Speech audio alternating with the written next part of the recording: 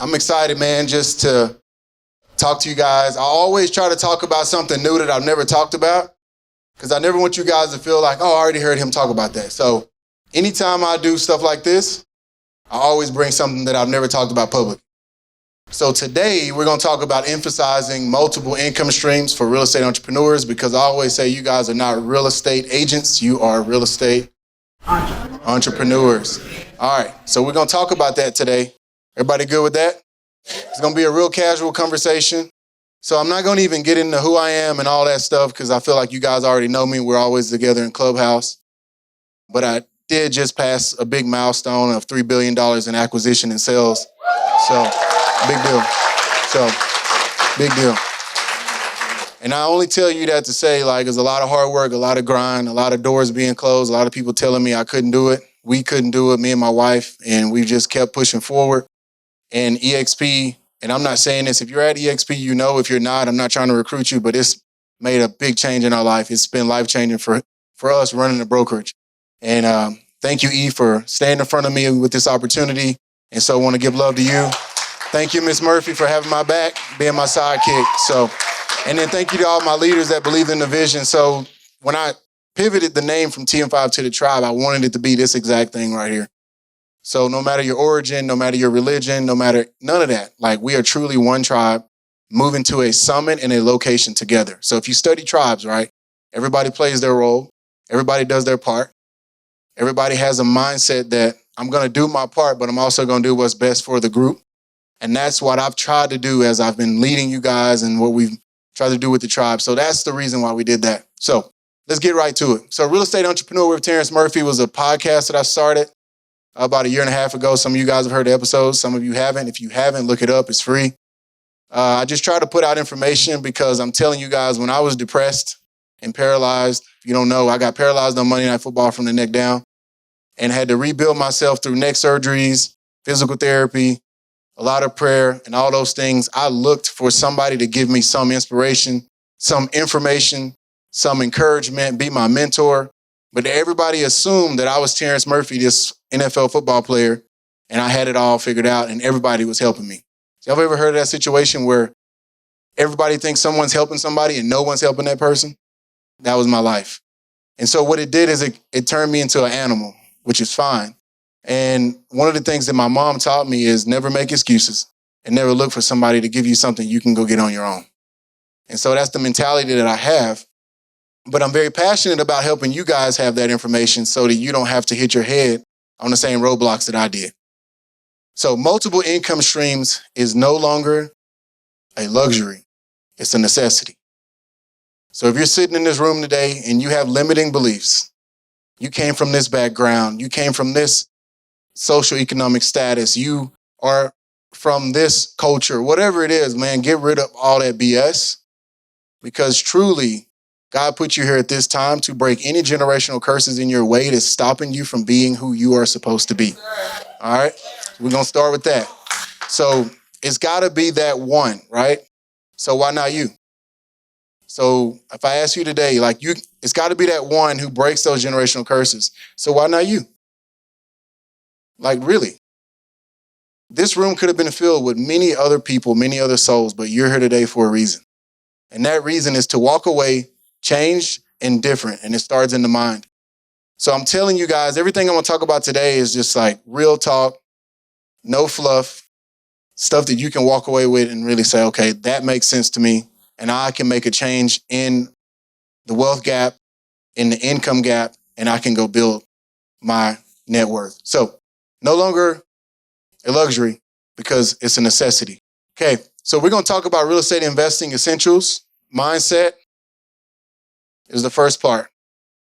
If you can't envision it in your mind, if you can't dream it, if you can't see it, how in the hell is somebody else going to get behind it? So I always tell people, like my kids, I tell them all the time, it's called self-confidence for a reason.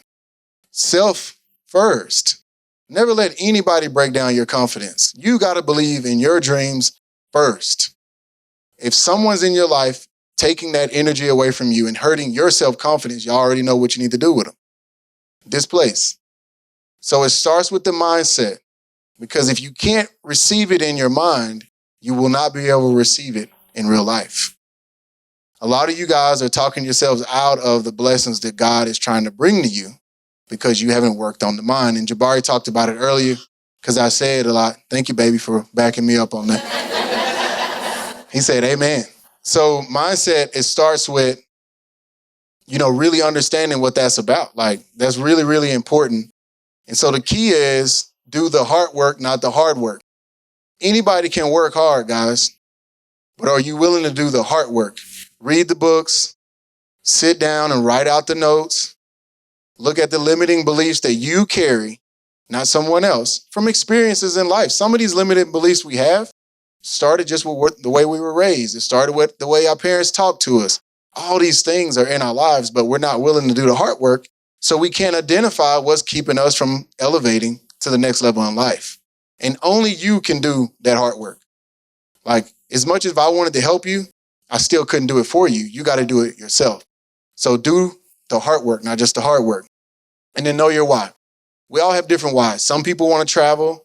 Some people want to collect cars. Some people want to start a ministry. Some people, whatever it is, that's your why. Don't explain to somebody about what your why is. It's yours, right? So they always say when God gives you a vision, right, it wasn't a conference call. Everybody didn't jump on Google Meet. This isn't a Zoom link.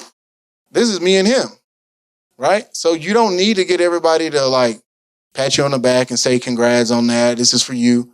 God told you what it is. So you just need to pursue it. All right? And then investment goals. What is that? Is it a certain amount of units? Is it a certain amount of income?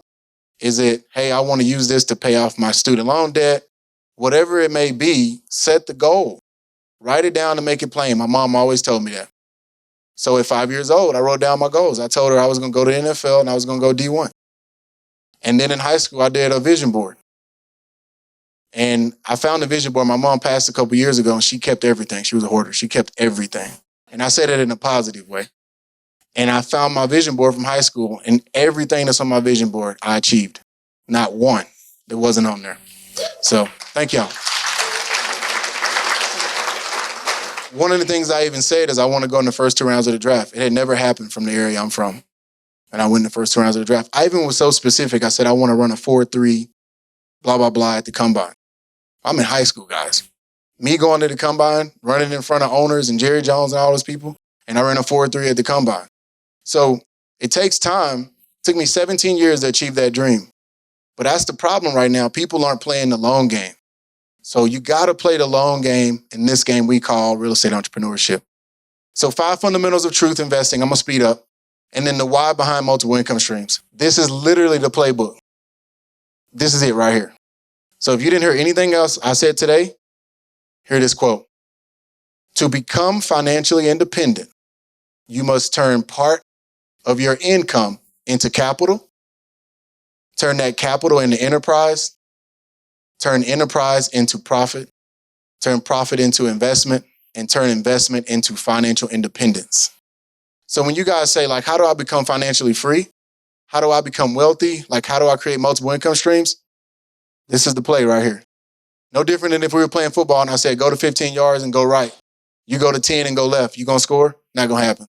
I said go right at 15.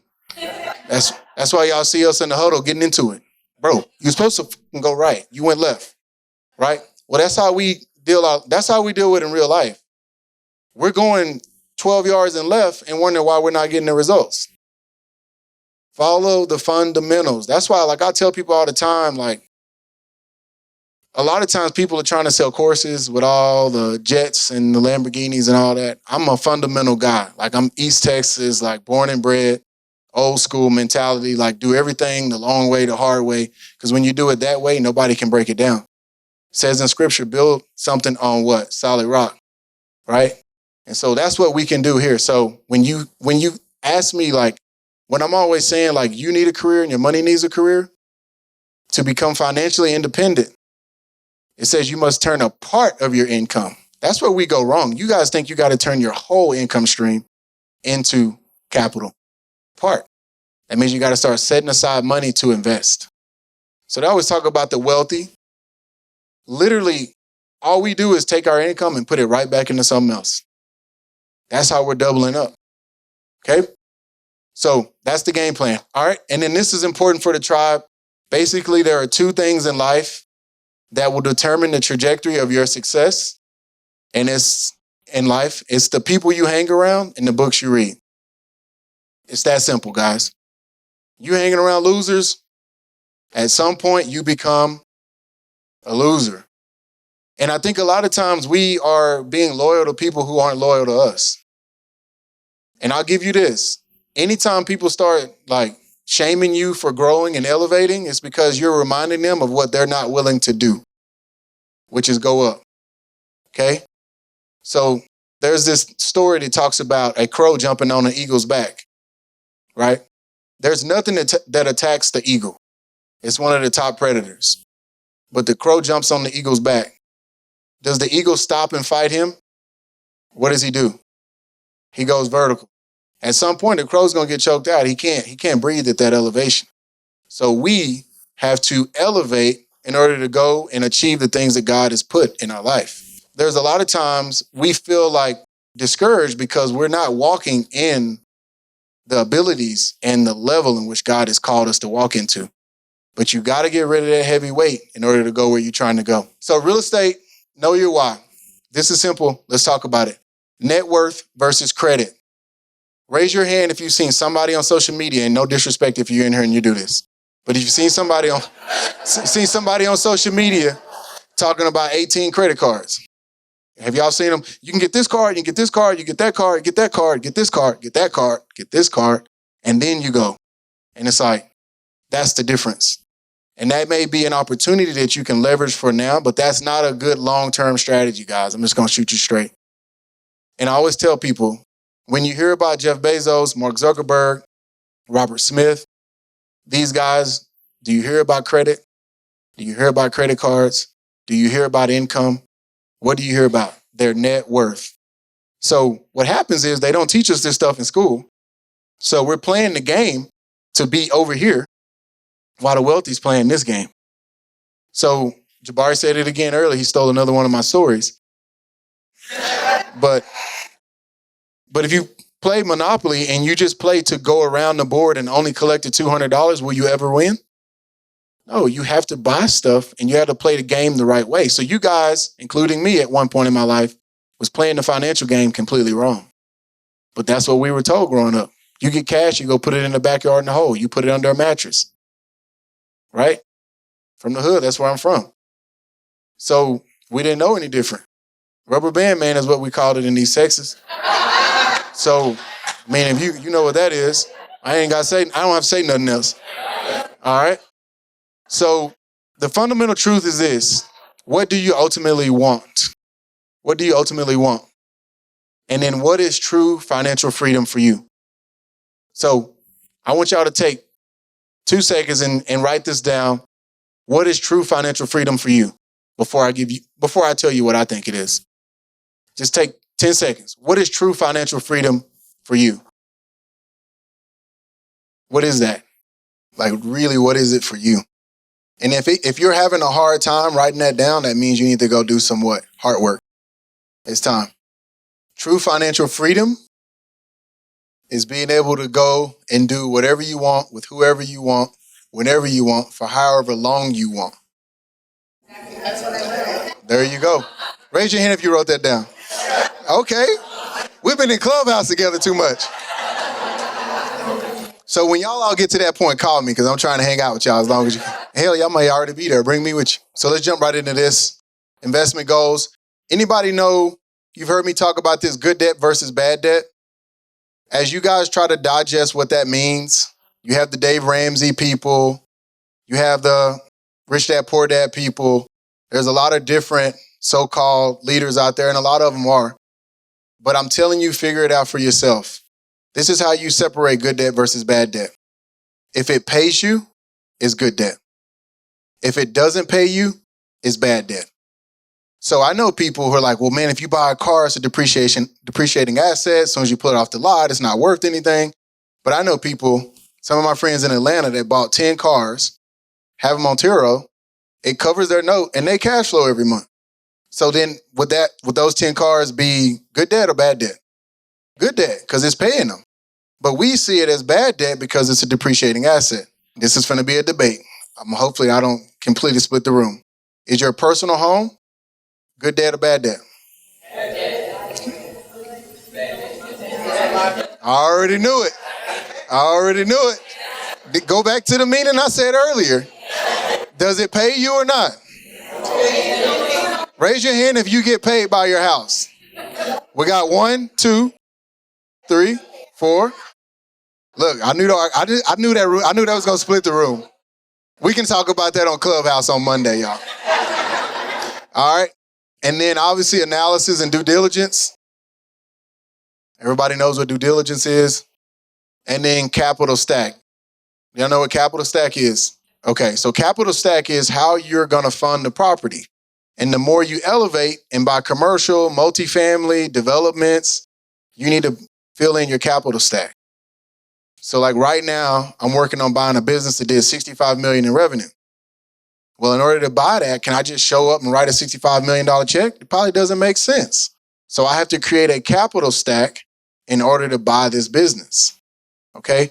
And so some of it could be private equity, some of it could be my equity, some of it is bank loans, SBA loans, seller carrybacks, right? You get the seller to carry back some of the note. There's a way to structure this stuff, and we can talk about it, and I'm gonna try to dive into some of it. But I want to give you guys this. That's the beautiful thing about real estate is there's always a solution to a problem. So I always say, you got to be creative enough to find it, but there's always a solution to a problem. Don't let anybody tell you no, okay? So start understanding capital stacks. When we talk about multiple income streams, the reason I'm not here today talking about selling more real estate, because we got that covered, guys. Like, we got the $1 Billion Agent Master Course. We're in Clubhouse. Like, if you want to sell real estate, we have amazing brokers in here that talk in the room every week about how to sell more real estate.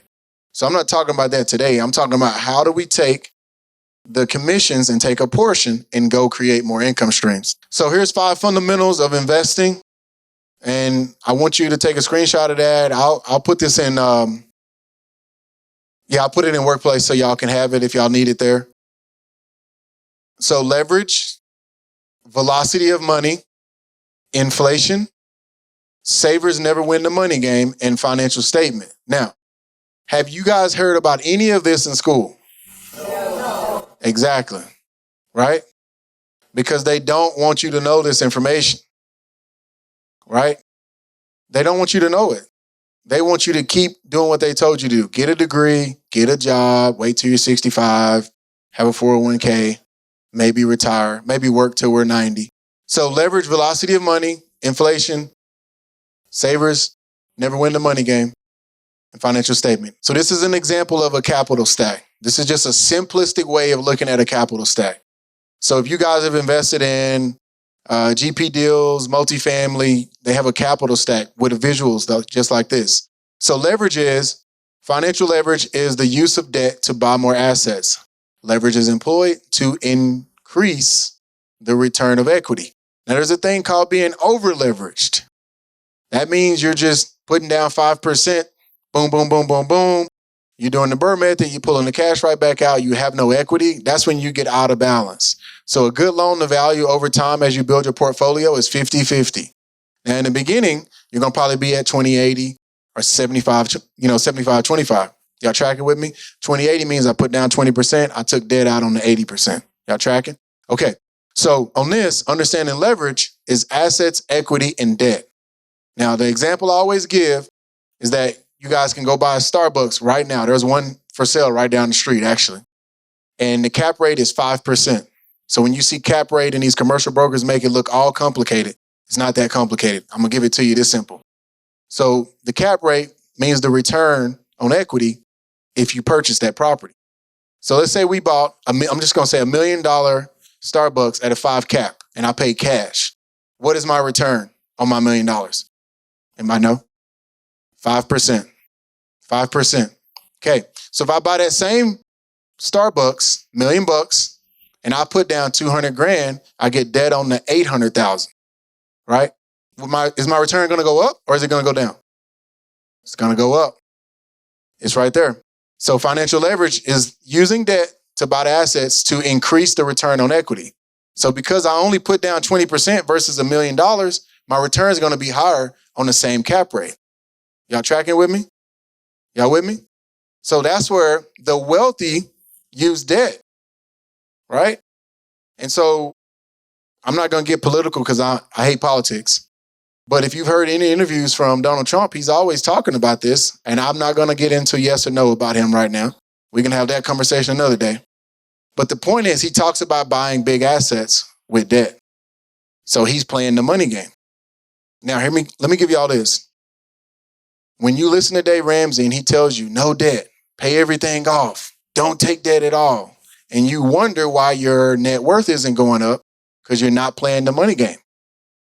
Guys, they took the American dollar off the gold standard in late 60s, early 70s.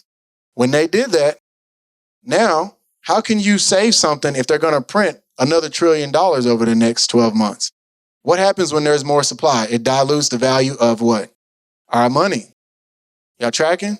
So if I'm trying to save something and they're printing more of it, it's diluting the value in my pocket.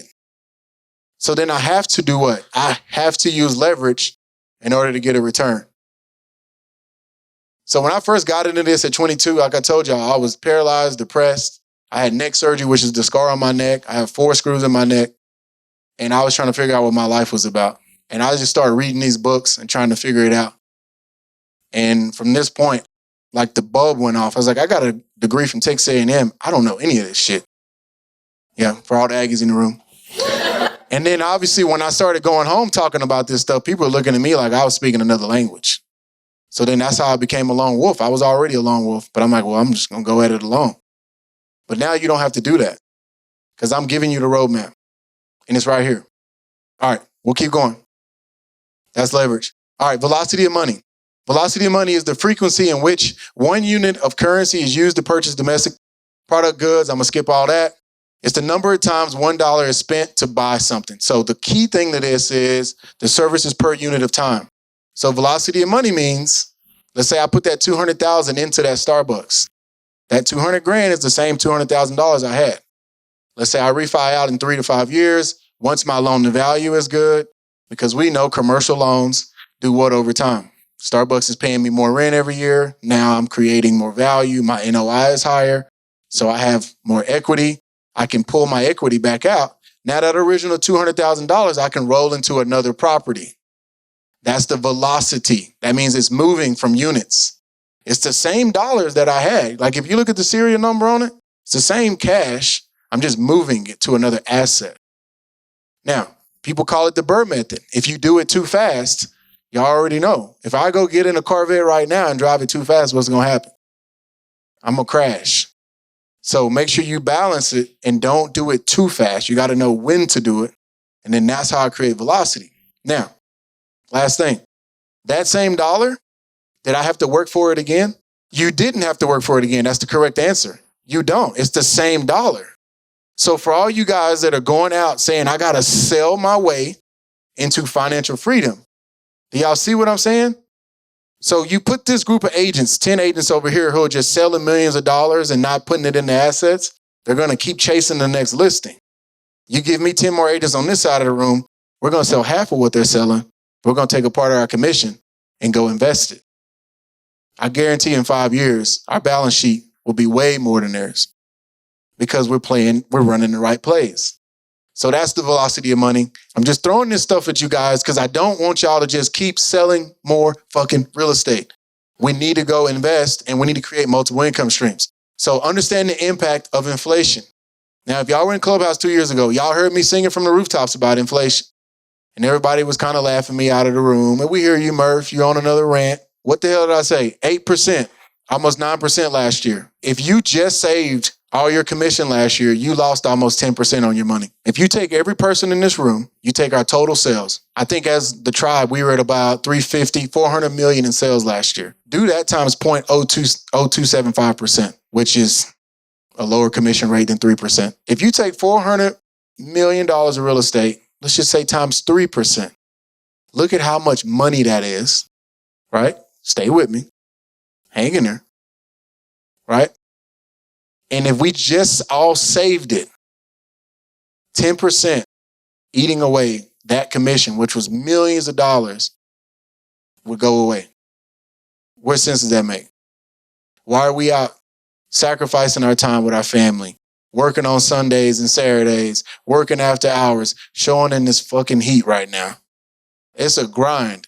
Why are you doing that if you're not going to take the original quote that I said and take a portion of your commission and turn it into capital? Y'all with me? That's why you're sacrificing.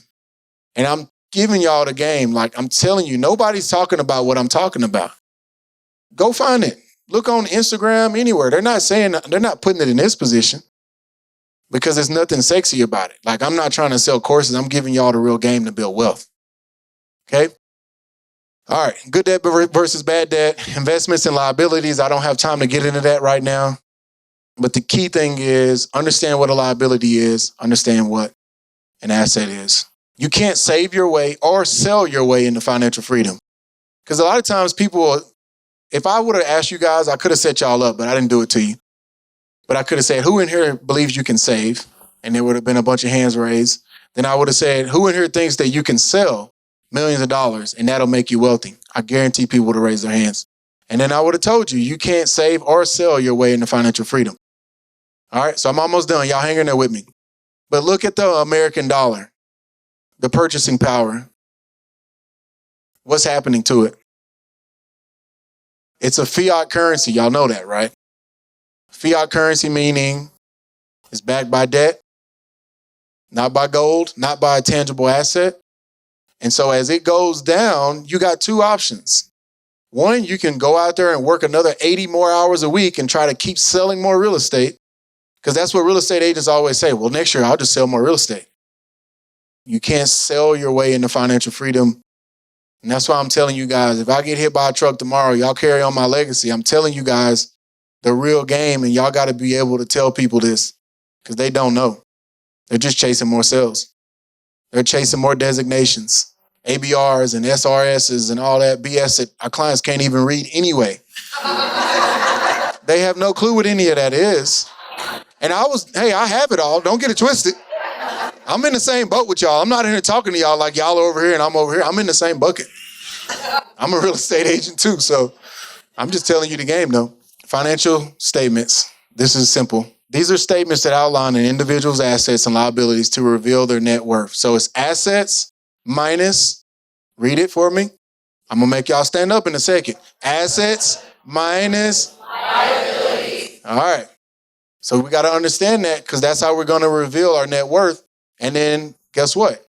If I'm doing an activity, let's say I'm investing in some asset class, and at the end of the year, I look at my net worth. Did it go up or down? If it went down, I probably need to do something else. When I read this in a book that the wealthy look at their financial statement once a week, I started doing it. I didn't even have a financial statement at the time. I was like, what the hell is that? I'm going to look at it every week though. Literally. So then I created one. And guess what? The assets, wasn't a lot of assets on there at the time. But I just started looking at it every week. Ms. Murphy can attest to it. And then I slowly stopped looking at it every week. And then, but they said, like financially wealthy people look at their financial statement every week. So I started studying. And then you know what? What you give attention to and energy to, what? Grows. Man, why didn't somebody tell me that when I was like 12 years old? But my kids, I'm already putting them on game. And we got some little animals we're raising at the ranch for sure. So growing up, sports, our grades was how people measured us, right? Oh, you're an all-A student, or you're a great athlete, or you're a great musician. And then we went to college, and how do we get measured? Degrees, PhDs, right? Guess what? How do people measure us now? It's that simple. This is the instrument that you get measured by. When you go to a bank and you say, I want to buy this business or I want to invest in this asset, they don't ask you what your grades were at Texas A&M. Have you been asked that? Never. When you want to buy a business or you want to buy something, they could care less about your GPA. They want to look at your tax returns, your financial statement, a cash flow statement, And then if you're buying an asset that's an apartment or something, what's the business plan? So we got to stop playing this game that I'm giving y'all. Like y'all, when y'all walk out of here today, you have no excuse. So if you get in a clubhouse and you say something, I'm going to tear you up. Get ready. I'm going to tear you up because you heard it today. I'm going to get after you. So this is now how you're measured. This is how you measure. And, obviously there's one thing that nobody can defeat, which is God is going to call everybody home. That's just a part of life. And a lot of times, what am I leaving for the next generation? Now, we need to enjoy it ourselves, but what am I leaving for the next generation? Am I leaving assets or liabilities? And you guys have all had a family member who's passed and left you liabilities. And that's heavy. It's already tough mourning them, and then you got to deal with all that. So what are you leaving behind? What legacy are you leaving? Net worth is the single most important financial metric that one can track. It's more important than a person's salary or monthly budget. Why?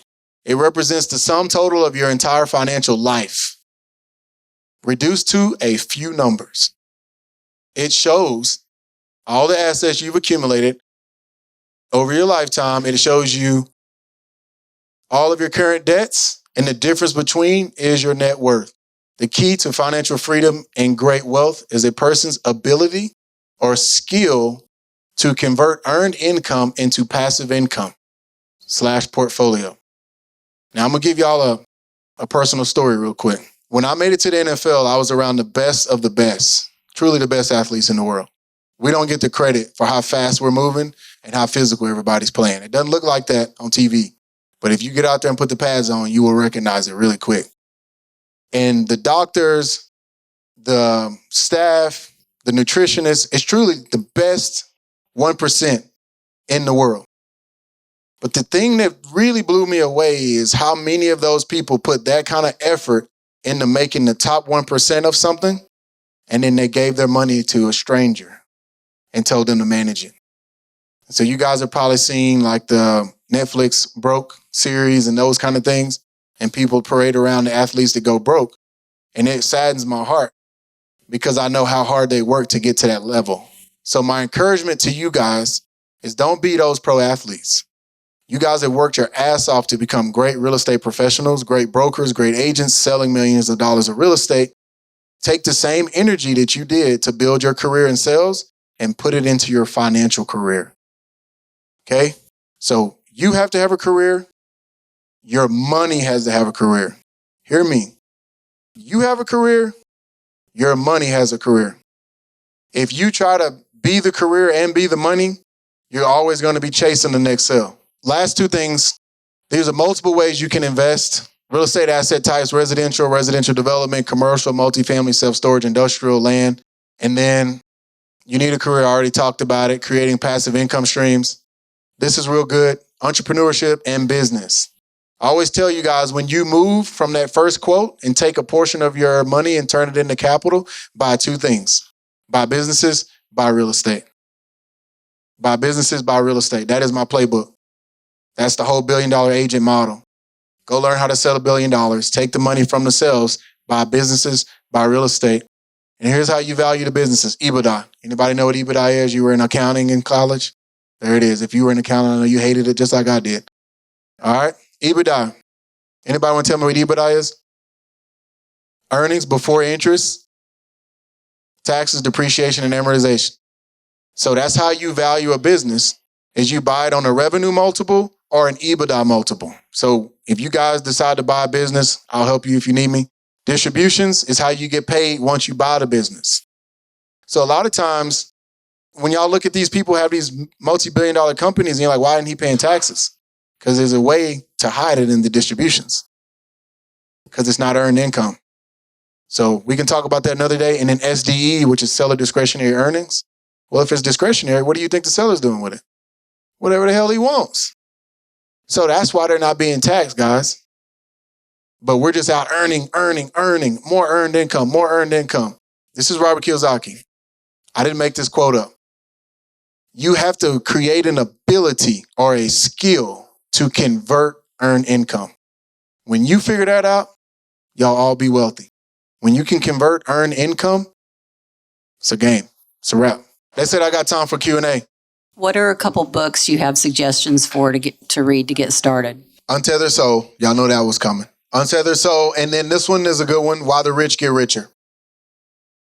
Why the Rich Get Richer. So I heard you say that a 50-50 leverage is balanced and healthy, but you said starting off we might be a little bit lower. Yes, ma'am. 5 or 20. Why is the 50-50 the best way to go? And why would you start off lower if you want to stay at 50-50? Good question. So you're going to start off lower, putting down 20% because you can buy more assets instead of having to put down. If you want to put down 50%, go for it. But put down 20 to 35% is a really good way to start as you're investing and buying because you can still get a good return. And then the goal is for tenants to start paying down your note, and it appreciates, which is called phantom income. Has anybody heard about phantom income? Raise your hand if you heard about phantom income. So that's called phantom income. That just means my debt was getting paid down by my tenant and the property was appreciating because the NOI was going up. So that's that equity in the middle that the government cannot what? Tax me on. Mm-hmm. So that's how you can build millions and millions of dollars on your balance sheet. And somebody's paying it down, it's appreciating, and you only put down 20%. So can you give us a little of your philosophy on when and how to pick a coach? When and how to pick a coach. Financial coach or just coach in general? I would say when you pick a coach, find somebody that you can relate to. Find somebody who's actually done what they said they're doing. You know, obviously after COVID, we had this craze where everybody wanted to be a consultant and a coach and a social media content creator and whatever. So find somebody who's actually done what you're trying to do and make sure that it's tangible what they're telling you, because that's so important. I will never talk on something that I haven't physically or personally done myself. Whether I did it good, bad, or indifferent, I will not talk about it. That's where at times y'all have asked me stuff in Clubhouse. I'm like, I'm going to pass that question on because I'm not going to talk about it. It's not something that I've actually done. Even though I may have read 10 books on it, unless I've been in the game and ran the play, I won't talk about it. So my question is, if you're going to hire somebody as a coach, get tangible evidence that they've actually done what they told you they're doing. I think get a coach whenever you're ready. But as long as your heart is ready to receive it and you trust them and you have a rapport with them and they have the track record and you're not, I would say you don't want to get, like I've seen people selling courses for like 50 grand. It's like, that's crazy. So you got to find something that's manageable too. Yep. I'm looking to purchase my first business before the end of the year.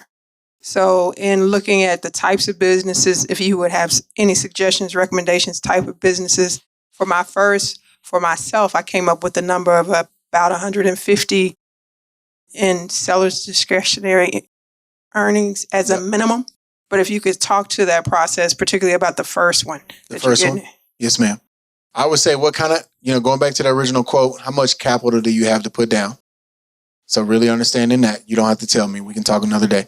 So how much capital do you have to put down? And then what kind of return are you looking? So remember, the return changes when I put capital down. The whole purpose of buying a business is to get what back? My capital back. So I can take my EBITDA and divide it into my investment down. And that'll tell me how long it takes me to get it back. Does that make sense? So I look at my net income from the business. Let's just say I'm gonna put down $1 million and the business makes 100 grand a year of net income. It's going to take me 10 years to get my $1 million back. And that's if I don't grow it. See, that's where I can accelerate my return because I'll go in and grow the business.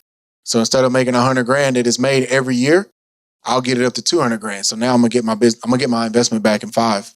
So you can always speed the return up. That's why I like businesses, because I can control the returns. Does that make sense? And then find something you're passionate about, and then find something that isn't going away. Like I like buying 50-year-old businesses because they're way older than me. And then I know they're gonna be there. Yeah. But anyway, I hear you speaking about putting your own money down, but what about using OPM? Because what if you don't have money to put down? Mm-hmm. Yeah, I always say a good deal will always find resources. So, and I'm not going to get into it today. Y'all heard me talk about it. There's always 2 ways in order to create equity: sweat equity or check equity. So if you don't have the cash to put down, you got to do all the work. I had a real estate agent who brought me a deal, and they're like, I want to partner with you, Terrence. I'm like, well, do you know how to develop? Do you have the drawings? Do you know what we can lease it for? Are you going to manage it? He's like, no, I was waiting on you to do it all. I was like, well, shit, I don't need you then. I'll just buy it and do it myself. So the purpose is to have either sweat equity or check equity. So you just got to decide. If you're going to be the sweat, then you got to have it all written out. You got to have the bank lined up. You got to have the terms already negotiated, the LOI. Like you got to do the legwork. So sweat equity versus check equity. Final question. What is the qualities that you look for in purchasing a business? Do you, besides the 50-year, do you look at services? Do you look at, what is it that you look at in terms of what that quality is to even determine past the 50 years? Yes, ma'am. So I look at the EBITDA and then the revenue multiple that was on my slide earlier. I know I was blowing through them. So right now I'm looking at businesses that are between 1 to 5 million EBITDA. Yeah, find a category that you like. Well, it's on you. So you got to decide. So like for me, I was buying MEP businesses. So mechanical, electrical, plumbing.